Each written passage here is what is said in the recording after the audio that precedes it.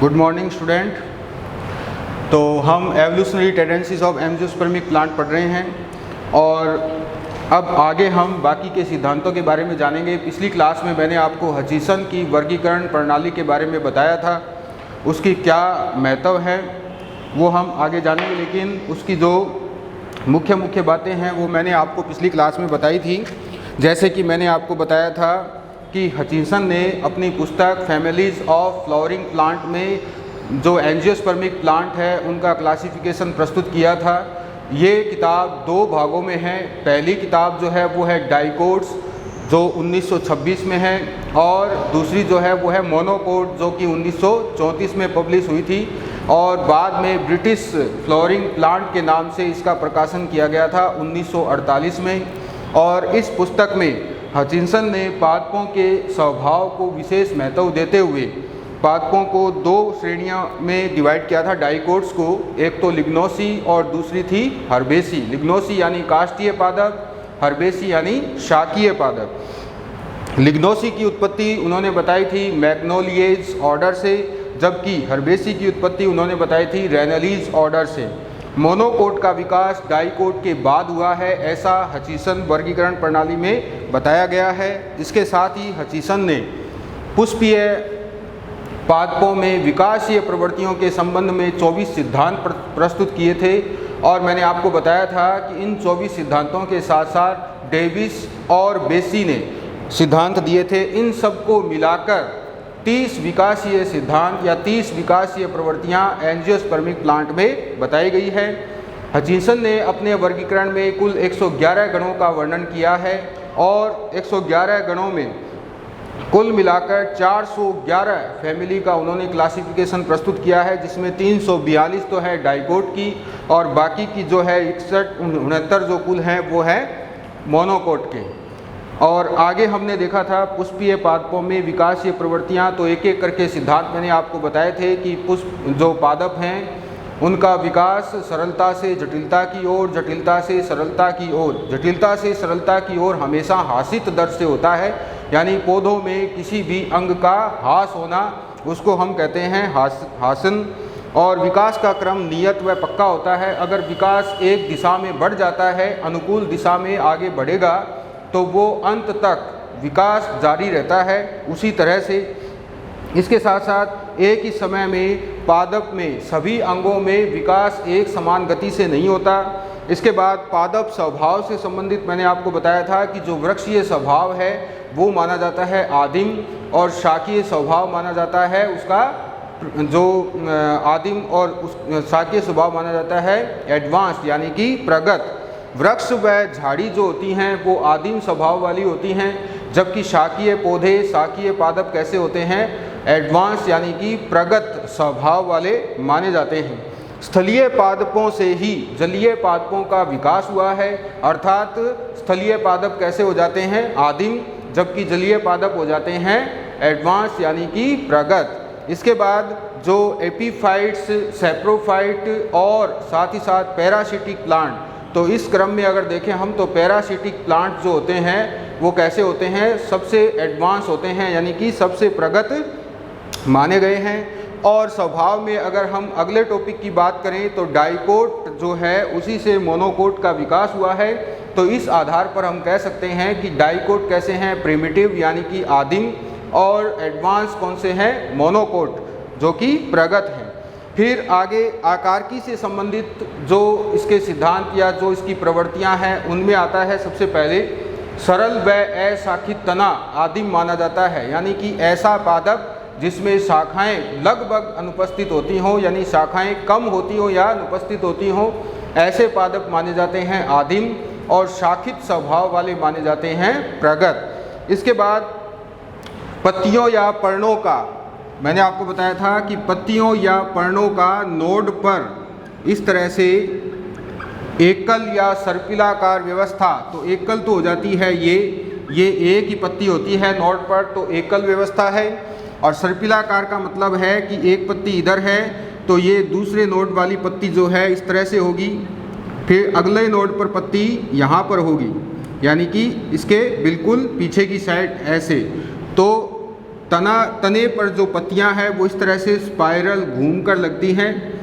ठीक है, तो इस तरह की जो व्यवस्था है वो आदिम मानी जाती है। और सम्मुख व चक्रिक होना, अगर पत्तियां एक दूसरे के सामने हैं नोड पर और चक्रिक है इस तरह से एक दूसरे के सामने, ये हो गई एक दूसरे के सामने, तो ये इसका कैसा लक्षण है पादपों का? ये होता है एडवांस लक्षण यानी कि प्रगत लक्षण। चक्रिक अवस्था में नोड पर चारों ओर घूमकर पत्तियां लगी होती हैं, तो ये जो व्यवस्था है ये कहलाती है कौन सी व्यवस्था? ये भी कौन सा लक्षण कहलाता है? वो ये भी होता है प्रगत लक्षण। अगला मैंने आपको बताया था सिंपल लीव्स जो आदिम है, और कंपाउंड लीव्स कैसी होती हैं?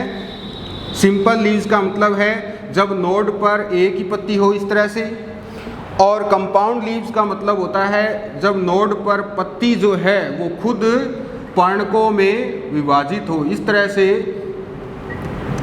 अगर पर्णकों में विभाजित है पत्ती तो ये माना जाता है इसका एडवांस लक्षण, यानी कि पादपों में ये व्यवस्था जो है वो कैसी होती है? एडवांस होती है। ये पूरी एक पत्ती ही है, जैसा कि नीम में आपने देखा होगा, नीम जो है वो क्या है?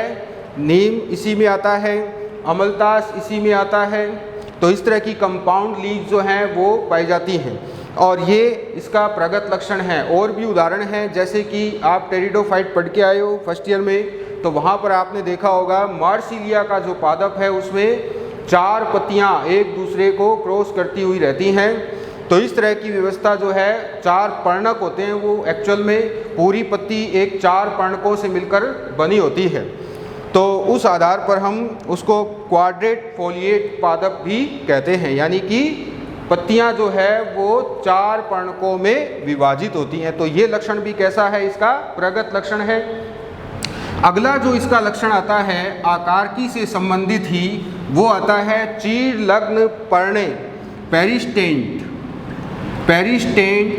लीव्स, यानी चीर लग्न। चीर लग्न का मतलब होता है ऐसी पत्तियां जो शाखा पर लंबे समय तक लगी रहती हैं, यानी कि पतझड़ का मौसम आता है तो वो पत्तियां झड़ती नहीं है, इसका मतलब है चीर लग्न पत्तियां वो होती हैं। तो चीर लग्न पत्तियां कैसा है उदाहरण? वो है आदिम लक्षण। और पतझड़ जो होता है जैसे कि पीपल के वृक्ष में होता है, तो उस तरह का जो लक्षण है वो कैसा माना जाता है? डेशुडियस, जिसे हम कहते हैं पर्णपाती या पतझड़ वाले पादप, तो ये प्रगत लक्षणों में आता है। इसके बाद बात करते हैं हम इसका अगला नंबर जो है चौथा नंबर 4 है पुष्पों व फलों से संबंधित लक्षण। मैंने आपको बताया था कि हमने 30 विकासीय प्रवृत्तियों को 5 भागों में डिवाइड किया है। पहला हमने जाना था वर्गीकरण से संबंधित सिद्धांत, दूसरा हमने जाना है पादप स्वभाव से संबंधित सिद्धांत, तीसरा आता है आकारकी से संबंधित सिद्धांत, और अब चौथा आता है पुष्पों और फलों से संबंधित लक्षण या सिद्धांत। तो पुष्पों और फलों में पहला जो आता है वो है पॉलीमीरस और ओलिगोमीरस। इसका मतलब होता है बहुतई और इसका मतलब होता है अल्पतई। बहुतई का मतलब है जब पुष्पों में, देखिए इन लक्षणों को समझने से पहले हम पुष्प के बारे में जान लेते हैं। देखिए पुष्प में सबसे नीचे जो होता है इसका, ये होता है पेडिसेल। पेडिसेल के बाद होती है इस तरह से पुष्पासन, ठीक है, और पुष्पासन के बाद आता है ये ओवरी, ठीक है, और ये आ जाती है ऊपर स्टिग्मा, इस तरह से ये ओवरी है, ये है इसका पुष्पासन यानी कि थैलेमस। ये आ जाता है इसका पेडिसेल यानी इसका व्रंत। वैसे पत्तियों के लिए पेडिसेल शब्द उपयोग में नहीं लेते हैं, वहाँ पर पेटियोल शब्द काम में लेते हैं। पेटियोल माने भी क्या होता है? व्रंत होता है, ठीक है। इसके बाद ये आ जाती है इसमें स्टाइल, और ये आ जाता है स्टिग्मा, ठीक है। और ये जैसे कि ये पहला जो है ये है इसका सेपल, इसके बाद आता है अगला, ये आता है पेटल, ठीक है। ये आ गया इसमें स्टेमन, और अंदर इसके ओवरी के क्या होते हैं, अंडक होते हैं, ठीक है, इस तरह से। तो ये हो जाती हैं कार्पल। ये है पुष्प का एलएस। जब पुष्प को लॉन्गिट्यूडिनल सेक्शन में काटते हैं तो हमें इस प्रकार की नॉर्मल जो सामान्य अवस्था है वो मैं बता रहा हूँ, इस तरह की अवस्था हमें दिखाई देती है। ये हाइपोगाइनस पुष्प है। हाइपोगाइनस का मतलब होता है जयांग धरी, यानी जयांग की व्यवस्था सबसे ऊपर होती है। बाकी तीनों जो पार्ट हैं स्टेमन, पेटल और सेपल, ये इसके नीचे लगे रहते हैं। तो बहुतई का मतलब होता है जब पुष्प में ये सारे चक्र उपस्थित हो तब ये कहलाता है बहुतई, और एक भी चक्र उपस्थित ना हो तो ये कहलाता है अल्पतई। यानी कि अगर सेपल नहीं हो या पेटल नहीं हो, ठीक है, इनमें से कोई एक ना हो, या पुष्प एक लिंगी हो, एक लिंगी में केवल एक ही लिंग उपस्थित होता है, चाहे वो ओवरी हो चाहे वो स्टेमन हो, तो एक लिंगी पुष्प जो है वो कैसा माना जाता है, अल्पतई माना जाता है, क्योंकि इसमें पुष्प के जो चक्र हैं उन दोनों चक्रों में से एक चक्र में एक अवस्था कम है। तो इसका मतलब यही होता है कि अगर चारों चक्र उपस्थित हैं, यानी सेपल भी हैं, पेटल भी हैं, स्टेमन भी हैं और ओवरी भी हैं, तो इस तरह से ये तो हो जाएगा बहुतई, और अगर इनमें से एक भी कम है तो ये कहलाता है अल्पतई। तो बहुतई अवस्था मानी जाती है प्रिमिटिव, यानी कि आदिम लक्षण माना जाता है बहुतई अवस्था। बहुतई अवस्था से ही अल्पतई अवस्था का विकास हुआ है, इसलिए अल्पतई अवस्था मानी जाती है इसका एडवांस लक्षण, ठीक है। आगे हम बात करते हैं अगला नंबर जो है उसके बारे में। अगला कहता है बाइसेक्सुअल फ्लावर। बाइसेक्सुअल फ्लावर यानी जब पुष्प में दोनों लिंग उपस्थित होते हैं, जब पुष्प में दोनों लिंग हो, यानी दोनों लिंग से मतलब यही है कि मादा भाग, मादा जनन तंत्र और नर जनन तंत्र दोनों पुष्प में उपस्थित हैं, तो ऐसा पुष्प बाइसेक्सुअल होता है। और यूनिसेक्सुअल जिसमें इन दोनों में से केवल एक हो, केवल एक लिंग हो, ठीक है। तो इसका मतलब ये है कि जब दोनों में से कोई एक हो तो बाइसेक्सुअल अवस्था तो मानी जाती है इसका आदिम लक्षण, और यूनिसेक्सुअल माना जाता है इसका एडवांस लक्षण, यानी द्विलिंगी पुष्पों से ही आगे विकास के क्रम में एक लिंगी पुष्पों का विकास हुआ है, ठीक है। इसके बाद आता है अगला नंबर, नेक्स्ट जो है वो कहता है कि मोनोशियस और डायोसियस।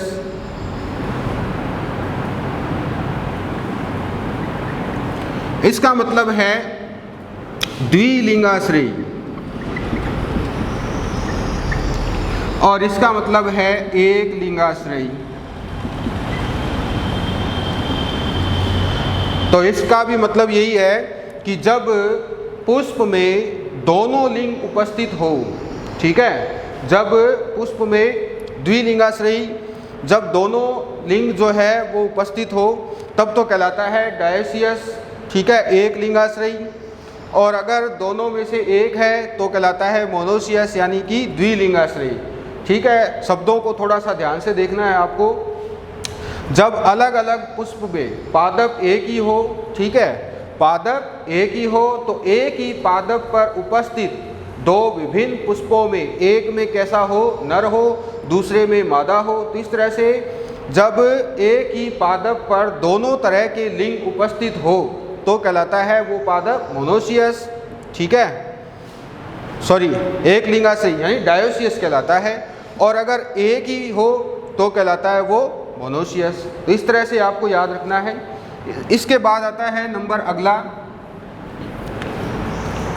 एकल पुष्प और विन्यासित पुष्प क्रम। देखिए ये है पुष्पक्रम दंड, ठीक है। और इस पुष्पक्रम दंड पर इस तरह से कोई पुष्प लगा हुआ है, ठीक है। ये एकल व्यवस्था है। अगर पुष्पक्रम दंड पर इस तरह से पुष्प लगे हों, ये भी एकल व्यवस्था है, ठीक है। इस तरह से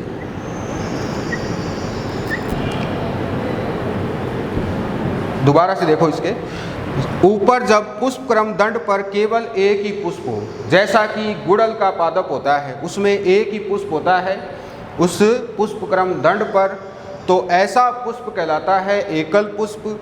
और अगर इस तरह से हो व्यवस्था, जब पुष्पक्रम दंड पर अलग अलग प्रकार से विन्यासित पुष्प हो, तो फिर कहलाता है वो पुष्पक्रम में विन्यासित, यानी कि इनफ्लोरेसेंस में विन्यासित होता है। तो जो इनफ्लोरेसेंस है यानी कि पुष्पक्रम है, वो कैसा लक्षण है, वो आता है एडवांस में। और एकल लक्षण आता है प्रिमिटिव यानी कि आदिम में आता है। तो आदिम लक्षण हो गया जब पुष्पक्रम दंड पर केवल एक ही पुष्प हो, ठीक है, सीड्स पर केवल एक ही पुष्प हो। अब अगर हम धनिये का उदाहरण लेके चलें, देखिए धनिये में इस तरह से व्यवस्था होती है,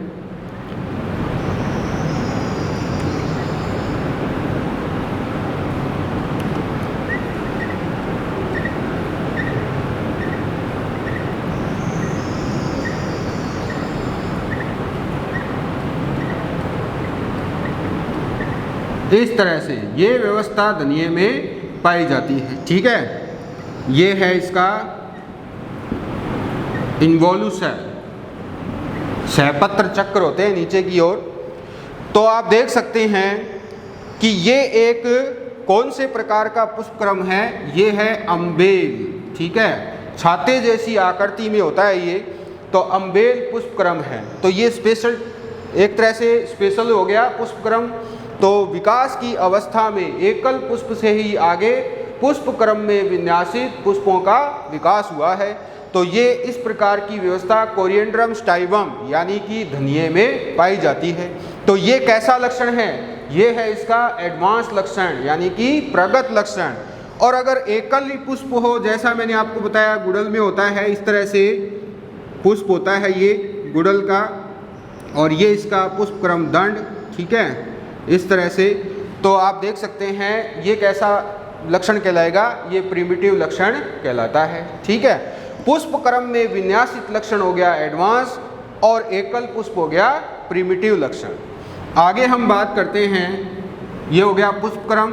ये पुष्पक्रम जो है सारे प्रकार आपके सिलेबस में है। इनके बारे में जब हम सेमी टेक्निकल जो पढ़ेंगे, जो पादपों की पहचान के लिए कुंजियाँ होती है, उन कुंजियों का हम आगे अध्ययन करेंगे। उसके बाद ही हम लेकर के चलेंगे फैमिली को। फैमिली जो है वो तभी पढ़ी जा सकती है जब हमें विभिन्न प्रकार की कुंजियों का ज्ञान हो, तब हम उसके आधार पर फैमिली का कौन सा पादप है, कौन से प्रकार की फैमिली है, उनमें क्या क्या लक्षण हैं, वो सारे जो हैं लक्षण हम अच्छी तरह से पढ़ सकते हैं। तो पुष्पों और फलों से संबंधित मैं आपको एक एक जो लाइन है, एक एक जो सिद्धांत है, वो मैं आपको अच्छी तरह से समझा रहा हूँ। बाकी सेमी टेक्निकल जो टर्म आएगी आगे, उनके अंदर हम इनको विस्तार से पढ़ लेंगे। जैसे इनफ्लोरेसेंस का पूरा एक टॉपिक है, जिसमें जो स्पेशल टाइप ऑफ इनफ्लोरेसेंस है वो भी इसमें आते हैं।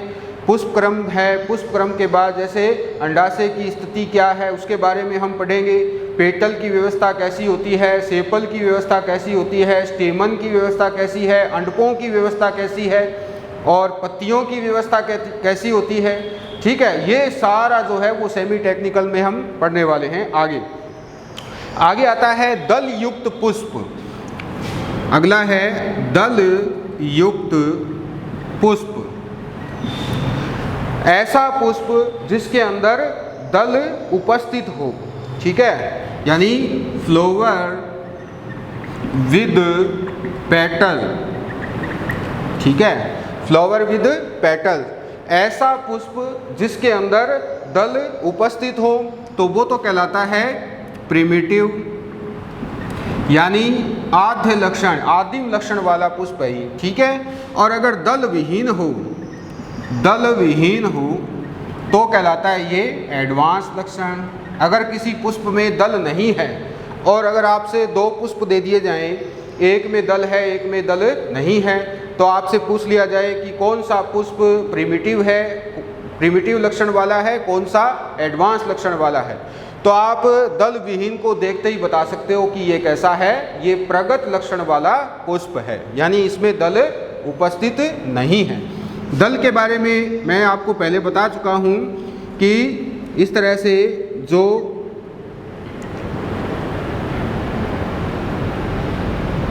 ये जो दूसरा चक्र है ये कहलाता है दल का, पेटल होते हैं, ठीक है। संख्या में 5 या 5 से ज़्यादा भी होते हैं, कुछ पादपों में कम होते हैं, ये संख्या हम आगे डिस्कस करेंगे। पहले हमें यही ध्यान रखना है कि एक पुष्प में 2 चक्र होते हैं इस तरह से। ये तो है थैलेमस, जैसा कि मैंने अभी अभी आपको बताया था, ये है पेडिसेल, ये है सेपल, ठीक है, और ये आ जाता है स्टेमन, ये है स्टाइल, और ये आती है स्टिग्मा, और ये आते हैं अंदर इसके अंडक, ठीक है। तो सेपल और पेटल यानी कैलिक्स और कोरोला, बाह्य दलपुंज और दलपुंज, ये दोनों मिलकर बनाते हैं सहायक चक्र, ठीक है। और अंदर जो है ओवरी और स्टेमन, ठीक है, यानी कि नर जनन तंत्र और मादा जनन तंत्र, इसको हम कहते हैं एंड्रोशियम, इसको हम कहते हैं गायनोशियम। तो एंड्रोशियम और गायनोशियम ये दोनों मिलकर बनाते हैं आवश्यक चक्र, ये आवश्यक चक्र होते हैं, और ये दोनों क्या होते हैं, इसके सहायक चक्र होते हैं, ठीक है। तो अब सहायक चक्रों में से अगर दल उपस्थित नहीं है तो ऐसे लक्षण वाला पुष्प क्या कहलाएगा, प्रगत कहलाएगा, यानी कि प्रगत लक्षण वाला हो गया ये। और जिसमें दल हैं वो क्या कहलाएगा, आदिम लक्षण वाला। इसके बाद आता है अगला नंबर,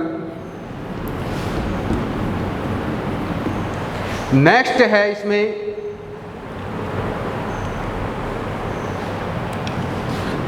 पॉलीपेटल्स।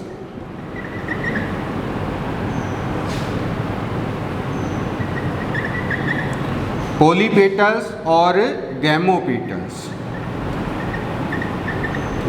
इसको हम कहते हैं पृथक दली, ठीक है, पृथक दली, और इसको हम कहते हैं संयुक्त दली। तो संयुक्त दली, देखिए जब हम किसी भी पुष्प का जो फ्लोरल डायग्राम है वो बनाते हैं तो हम इस तरह से दिखाते हैं। देखिए ये है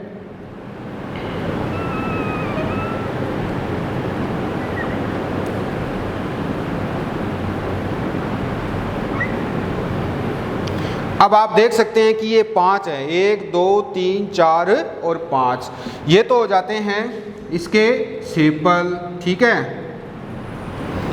और अंदर की ओर होते हैं इसके पेटल, तो ये हो गए इसके पेटल,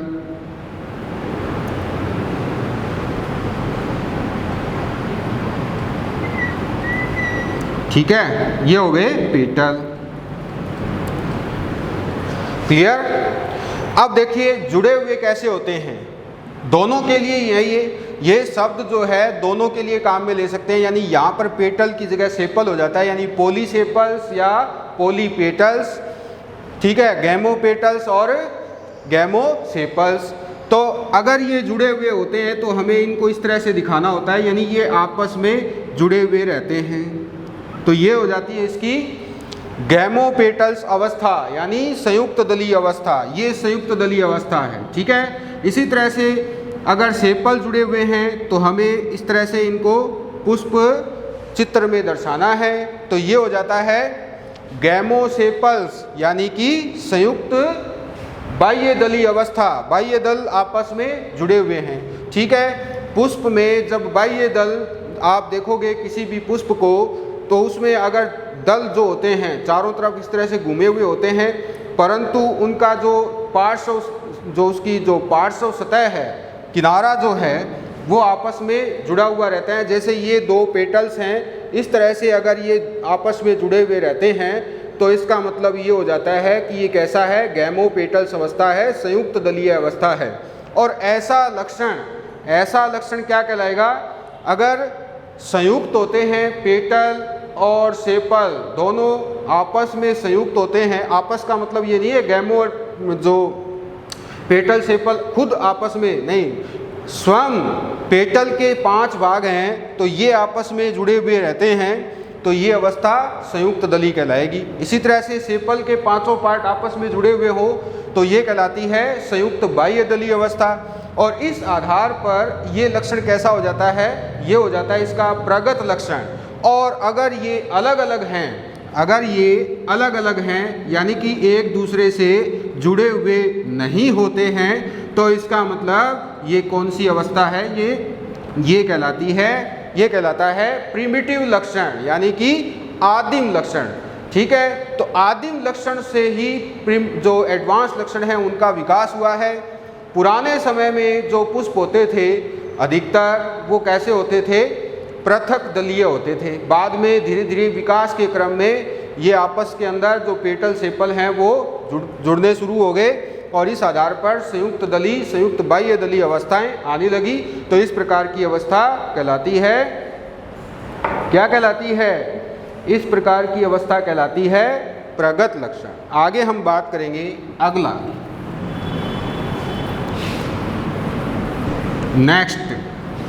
नेक्स्ट क्या है? देखिए, ट्विस्टेड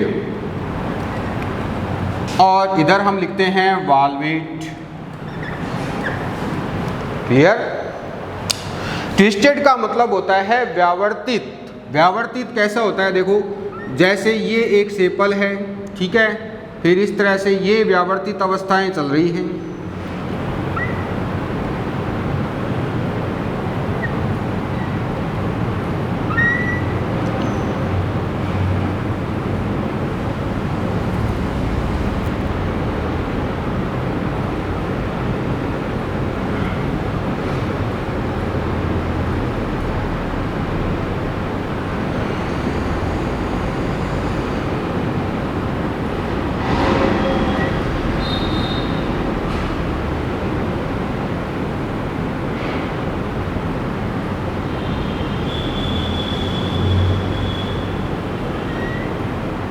ये व्यावर्तित अवस्था है। ठीक है, आप इसको अच्छी तरह से गौर से देखेंगे तो एक पेटल का किनारा दूसरे पेटल के किनारे से ढका हुआ रहता है। देखिए, ये किनारा है, ठीक है, इसने इस नीचे वाले को यहाँ पर ढक रखा है। इसी तरह से इसने इसको ढक रखा है, इसने इसको ढक रखा है, ठीक है, इसने इसको ढक रखा है। तो इस तरह से जब पेटल एक दूसरे को इस तरह से किनारे से ढके हुए रहते हैं तो उस अवस्था को हम कहते हैं ट्विस्टेड अवस्था यानी कि व्यावर्तित अवस्था। और अगर ये सारे एक दूसरे के सामने हों इस तरह से, तब ये कहलाती है वाल्वेट अवस्था। इसे हम कोरस्पर्शी कहते हैं। तो कोरस्पर्शी जो लक्षण है वो तो आता है किसमें? एडवांस में। और ट्विस्टेड लक्षण जो आता है वो आता है प्रिमिटिव में। तो इस आधार पर हम बता सकते हैं एक व्यवस्था और भी होती है जिसे हम इम्ब्रिकेट कहते हैं, कोर छादी। कोर छादी में कुछ जो पेटल्स होते हैं वो ढके हुए रहते हैं। देखिए वो कैसा होता है? ट्विस्टेड का मतलब यहाँ पर क्या है? व्यावर्तित, ये व्यावर्तित है, ठीक है। और वाल्वेट का मतलब होता है कोरस्पर्शी, ये कोरस्पर्शी है, ठीक है। कोरस्पर्शी में आप देख सकते हैं कि किनारे जो हैं वो एक दूसरे के सामने हैं, ना कि एक दूसरे से ढके हुए, ठीक है, इस तरह से। तो ये एक दूसरे के सामने हो गया कोरस्पर्शी। कोर इनकी जो है एक दूसरे के सामने है, स्पर्श कर रही है एक दूसरे को। और ये है व्यावर्तित, कोर जो है एक दूसरे को ढके हुए रहती हैं। तो ये व्यावर्तित लक्षणों वाला जो पुष्प है वो कैसा है? प्रिमिटिव है। और कोरस्पर्शी कैसा है? प्रगत है। और एक और होता है जो इन दोनों के बीच की अवस्था है, उसको हम कहते हैं कोर छादी, इम्ब्रिकेट। इम्ब्रिकेट अवस्था, जैसा आपने मटर का पुष्प अगर किसी ने देखा है तो मटर के पुष्प में इम्ब्रिकेट अवस्था पाई जाती है। कोर छादी में देखिए कैसा होता है, इस तरह से एक बड़ा पेटल होता है, ठीक है,